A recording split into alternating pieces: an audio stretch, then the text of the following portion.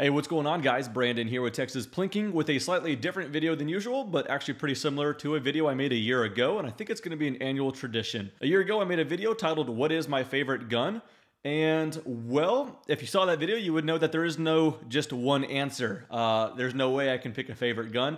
It's all categorized, and I tried once again to narrow it down, and well, I'm looking behind the camera, there's a lot to go over. So I got my favorite guns from different categories, and we're just going to go ahead and do this.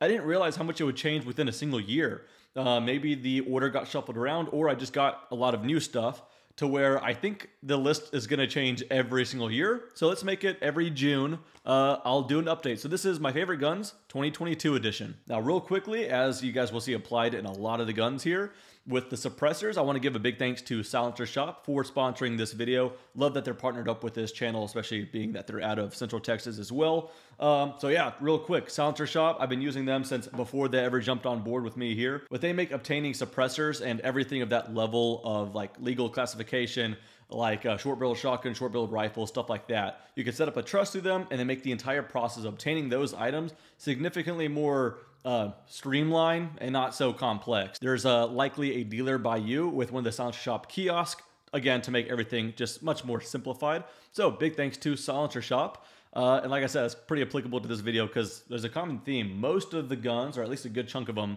are my favorites when suppressed. Let's go ahead and waste no time. Let's go ahead and get into it. In no particular order, like none at all. Let's just start off with my favorite shotgun. And more than likely, not gonna be surprised, I believe it was the same as last year. That is the Spaz 12. So honestly, as far as the Spaz 12, I bought this sometime in 2020 when everyone was all cooped up in their houses and everything like that. And I thought, hey, I want a Spaz 12. And that's right when the market started to get really inflated.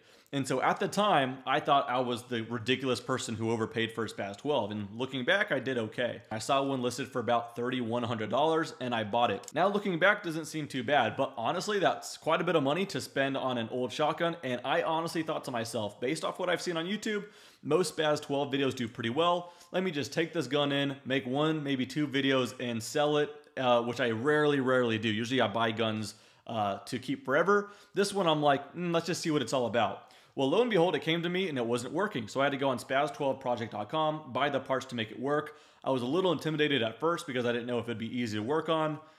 Ended up being very easy to work on. So I went out to test fire it. And in case you guys don't know about the Spaz 12, it could be fired in both pump action and semi-auto. And when it was just starting to run flawlessly, knowing that I kind of restored it with only like $100 worth of parts, and it was really fun, soft shooting, very recognizable gun with the tail hook and all that stuff. It quickly became one of my favorites. Now, I really affirmed that thought when I went back in pump action mode and shot some Dragon's Breath out of it. It was locked in. From then on, it's been my favorite shotgun. And for the next category, my favorite lever action. So I made a video with this alongside 4 additional lever actions. At the time, I couldn't pick a favorite. I'll be honest, the more I shoot this one, the more it becomes my favorite, to where I'll confidently call it so. This is a Henry Big Boy Model X and 357 Magnum, which means it could also shoot 38 Special. And that is special because this happens to have a threaded barrel. So sure enough, when I put my rugged Obsidian 45 on there and shoot 357, it's hearing safe. But when I shoot 38 Specials, it doesn't even sound like it's shot. But it still packs a pretty good punch. You got a long barrel, so it really goes out there. Got a Midwest Industries M-Lock handguard. Next category is my favorite revolver. I believe it's actually the same winner from last year. It is the Smith & Wesson Performance Center TRR8. Only difference is now it's got a pretty trick Cerakote to it, so that's pretty nifty. Kind of a more modernized revolver, being it's an 8-shot 357. Could also shoot 38s. Pick rail here. I could put one here, but I actually like the iron sights it comes with here, so we're running it this way. Now that I put the kind of trick Cerakote, it's a modernized revolver, 8-shot 357. The Smith & Wesson Performance Center TRR8. Currently my favorite revolver. Next on the list is my favorite PCC or PDW. All right, what that means, pistol caliber carbine. Although these aren't carbines, these are legally pistols. So we'll just call them PDWs or personal defense weapons.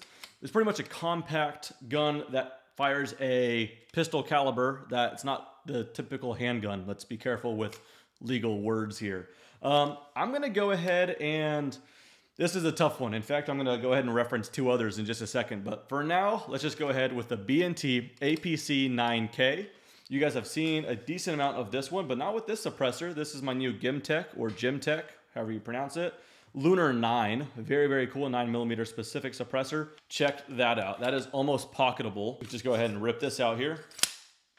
And just a very, very cool form factor. Got a little razor red dot on there. It's probably my favorite price no object, but if it is, there's some pretty good runner-ups. One of them being the Palmetto State Armory AKV9. This is a 9mm AK platform that takes CZ Scorpion mags, which is pretty cool.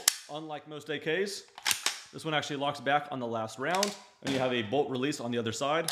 So those are two PDWs I like quite a bit, but interestingly enough, I'm not gonna throw it in the list just yet because I'm not too familiar with it, but I just received this. This will be a video that I will put out this month in June, so stay patient with me. I will put it out there, but this is a Zenith Zf5, pretty much an MP5 clone, built in the United States. And this is the new one, the Zf5, and I only shot it a little bit just to sight it in. I haven't made my full video with it, but I am liking it quite a bit so far. So maybe I'll be able to dethrone the other two because there's something pretty cool about that. I've got this with a Rugged Obsidian 45, even though it's a 9mm, with a 3-lug. So check out the condensed form factor of that too. So I don't know, maybe this will dethrone them, but anyway, let's look at the PDWs. The next category is my favorite pistol, and well, bear with me, there's a few, but they're very categorized in specific things. And so my favorite pistol, this is my favorite pistol for performance. If I had to grab one gun to like clean a Texas Star or flip all the plates over on a dueling tree, this is the one I'm taking. This is my Staccato XC. Absolutely love it. I made a video with this, I think back in December, maybe January, and it was as good as I'd ever hope. It's my most expensive pistol, I believe, as well. But yeah, I got a Louisville Delta Point on here, a little Surefire light. It's a 2011 from what used to be STI. It's now Staccato, and this is their top-end model, the XC. But you guys know I have a problem, and I have to get more specific in the category. So what is my favorite suppressed pistol? That wouldn't be a surprise if you saw a video I maybe made last year, which is the FNX 45 with the Rugged Obsidian 45. 45 ACPs are pretty fat, sluggish rounds, so they don't break the sound barrier. So if you couple that with the suppressor, pretty much the only sound you get for the most part is the racking of the slide, plus a little bit of a pop. But you know we're not done with the pistols because I have to throw some novelty in there. What is my favorite novelty pistol? That's a tough one. Smith & Wesson 500 Magnum was a really, really close second, and there's a couple of those to choose from, but I'm always gonna have to go gold Desert Eagle. This isn't 24 karat gold. This is what Magnum Research calls the gold titanium. So it's pretty scratch resistant, and it certainly, hopefully with the lighting, I could show you guys, it looks really, really good, very reflective. And like I said, cleans off nicely without scratching. So yeah, the gold Desert Eagle and 50 AE, that would be my favorite novelty pistol. And for the chance you guys are new around here and you guys don't know how much I love 1911s, well, I love them so much that they need their own category. So my favorite 1911, it was so close to being this here, and considering the price is really, really cool. But this is the Bull Armory 1911 Classic Government.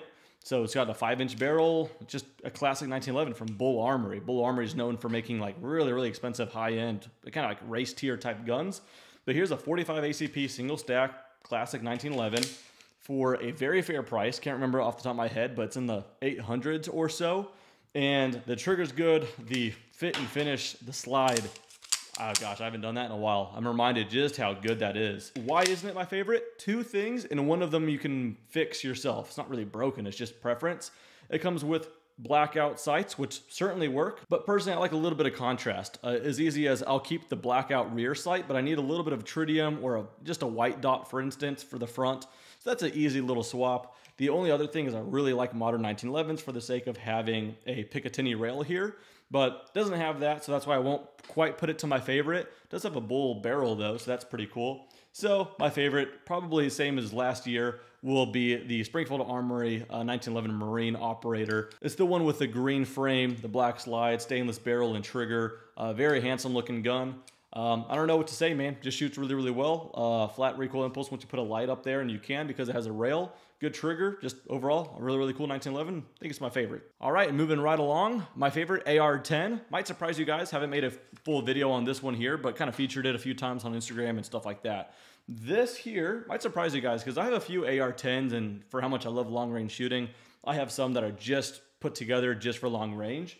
But the funny thing with that is I'll always think a bolt action will always be better for long range, but AR-10s are cool, don't get me wrong. But that being said, that's why I really like the way this one came together. So it is a St. Victor 308 from Springfield Armory, and it's got a Strike Eagle first focal plane 1:8 by Vortex, which is a pretty economic optic that works really well. You have a first focal plane 1:8.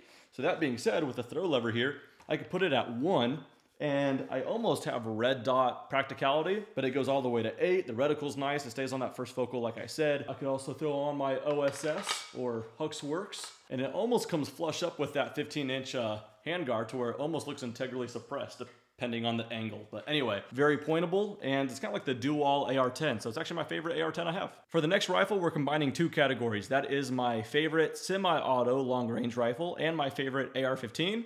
So that being said, my favorite AR-15 is a long-range rifle. Somewhat, this is a clone of a Mark 12 Mod O, not clone correct by any means. For example, it's got a Vortex Viper PST Gen 1, 2.5 to 10. Proportionally, it looks right. It's pretty light. Yeah, 2.5 to 10 first focal plane, so it works for me in mills. That's how I roll, so all good there. Lower receiver, nothing too special. I got a LaRue MBT 2S trigger, so that's cool. A2 grip, you know, A2 stock, all pretty basic stuff there to get the look. It's all in the upper. This is a PRI upper for the Mark 12 Mod O with the AE M5 from Allen Engineering suppressor, and it is a handsome gun. This is probably my only suppressed 5.56 that I could totally run all day without hearing protection. It's hearing safe. All other ones kind of have a little bit too much of an aggressive pop. So maybe something to do with not only that suppressor, the gas buster charging handle, the rifle length gas system, and the rifle buffer and buffer tube and spring and all that kind of stuff. Delays it enough to where it's actually really pleasurable to shoot, even without hearing protection. And it's pretty darn accurate, so that helps. Once again, we're gonna combine 2 categories into one, my favorite bolt action and my favorite long range rifle. This is an exciting one. But yeah, so again, as I said when I was talking about AR-10s, my favorite long-range rifle will probably always be a bolt action, so let's go ahead and talk about it. There are 2, and it's very similar to last year. This is a custom through and through, but I'll kind of piece it together real quickly because there are videos on this. But this was put together through Alamo Precision Rifles, but it's an Accuracy International AX chassis, Defiance Ruckus Action, Trigger Tech trigger, 26-inch 338 Lapua Bartland barrel, I believe it was. But yeah, it's in 338 Lapua and an AAC Titan QD suppressor. Vortex Razor HD Gen 2, 4.5 to 27 on a Spur 20 MOA mount. Last time you saw it, it had just 2 rings. I really wanted that 20 MOA mount just so I didn't have to hold at 2,000 yards like I had before. But this thing not only gets to 2,000 yards, it does it way too easily. And that's why it's probably my favorite long-range rifle. But every now and then, I'm reminded I don't need a 338 Lapua, and sometimes smaller is better. And in those instances, that's when I like my Alamo Precision Rifle Ranger in 6.5 Creedmoor, Graybow Renegade stock with a Sendero Contour 24-inch barrel. Just a good old bolt action, Trude Remington 700 action in 6.5 Creedmoor. Put my suppressor on this. It's super hearing safe and a lot of fun, stupid accurate as well. So these 2 go hand in hand. I really struggle picking a favorite. I don't know why I like this next category so much, but a 5.56 semi-auto rifle that's not an AR-15. My favorite non-AR 5.56, like last year, is a Bushmaster ACR. Unlike last year, it's the one I'm now approved for. It's the factory short-barreled rifle. So I'll go ahead and take off my AAC SDN6 762 suppressor on the 51T mount there, so you can kind of see the more short form factor, 10.5-inch barrel. So yeah, this one, you know, it took about a year to come in, so it would have been on the list last year, but you know, was pending approval. But now approved, so still an ACR, but now the factory ATEX camo SBR. Yeah, of course, Modern Warfare 2 vibes, but beyond that, forget the video game, I joke about that. It's a very cool gun, hasn't failed me. Some people don't like it, but that's just because they lack taste. Here's another weird one for you, non-5.56 semi-auto rifle. So there's actually 2, one of them similar from last year, but let's go ahead and talk about this one right here. This is Springfield Armory SOCOM 16 CQB, so it's got the collapsible stock and all that good stuff. Put a red dot on this end, little Enforce light on this end, and gave it a cool little spray paint job with some stencils. Well, it's cool to me anyway, so that's all that matters. But yeah, good old 7.62 by 51 punching power with pretty light recoil, but it barks like a big dog, stays on target pretty well, and when it lands with a 7.62 by 51. So need I say more? Like this one. Additionally though, we have to go back way in time, and I think I like this one just as much, sometimes even more. Good old M1 Garand. maybe just for that sound alone, but yeah, this might be my favorite non-5.56 semi-auto rifle. The last year has been a pretty big year for bullpups in this channel for one reason or another. So let's talk about my favorite bullpups, and we'll make a category within a category. So we'll go ahead and start off with the Desert Tech SRS A1, or is it A2? It's an A2 now, I think. A bullpup bolt-action precision rifle, this one being in 6.5 Creedmoor, but it's multi-caliber, but it packs a 26-inch barrel in that short condensed form factor, and doesn't really look like it, but yeah, probably my favorite bullpup, or at least bolt-action bullpup. And of course, let's talk about my favorite semi-auto bullpup. And if you've seen those comparisons, you would probably know it's gonna be, for now anyway, the IWI X95 Tavor, specifically when suppressed too. An interesting category, it is not necessarily my favorite gun, but it's consistently certain people's favorite gun, and for that reason, it's my favorite. All right, let's try to make some sense of that. One thing I love doing is bringing new shooters out to the range, and it's always fun starting them off with something that's a little less intimidating for them. And so when I see the reactions they have shooting for the first time, even if it's something relatively small, that of course gets a kick out of them, which in turn gets a kick out of me. So that kind of makes it my favorite in some kind of category. So my favorite to give to new shooters, there's actually two. We'll start off with this one right here. This is a Diamondback Firearms Sidekick. So this is a 22 long rifle revolver that holds, I forgot, I think 9 rounds. Very, very cool, very inexpensive, very lightweight, very easy to shoot. Put it that way. Single action look, although it's also double action as well. Very cool gun. New shooters love this thing. Doesn't kick at all and just very manageable. Once they graduate from that, we'll do 22 long rifle yet again, but in a semi-automatic form. This being the Smith & Wesson 22 Victory with a carbon fiber barrel, red dot. Very, very cool gun. And new shooters seem to like this one a lot. Hell, I do too. And on the contrary to that previous category, my favorite big bore, surprise, surprise, is the Barrett M82. Need I say more? And the final category is going to be my favorite showpiece or display piece. And the one that's on my lap is probably a little different than what you're thinking, considering it's a display piece. But that would be my clone for the Mark 13 Mod O. But I made a video with this one fairly recently. I think it was just last month. This rifle took just a tick over 3 years to put together. So there's a lot of pride behind it. And thank goodness it actually shoots really, really well. But even when not shooting it, because 300 Win Mag is a little tough to find right now, even when I'm just looking at it, I could put it next to the American Sniper book by Chris Kyle with the certificate of authenticity for the stock next to it. And something about those being together makes me want to put it all behind glass. So I love displaying this one. But if we're just talking about absolute style points too, little honorable mention here. I got to give it to my gold Tommy gun. That for sure is an honorable mention. And when it works and when it's here, of course, the M200 Intervention. Bigger update coming on that, but for now, little update is it's back at Chi-Tac getting fixed. Still don't know what's up with it, but even when that thing doesn't shoot, it looks really cool. Yeah, now I'm winded. That ended up being a long video. If you stuck it through the end, I appreciate it. And we'll do this again next year. I think this is kind of cool because I can make a whole video inside in some air conditioning, because currently it is 105 degrees outside. So, you know, any excuse to kind of make some content inside is fantastic. So I think this would be kind of cool to readdress every year, let's say June.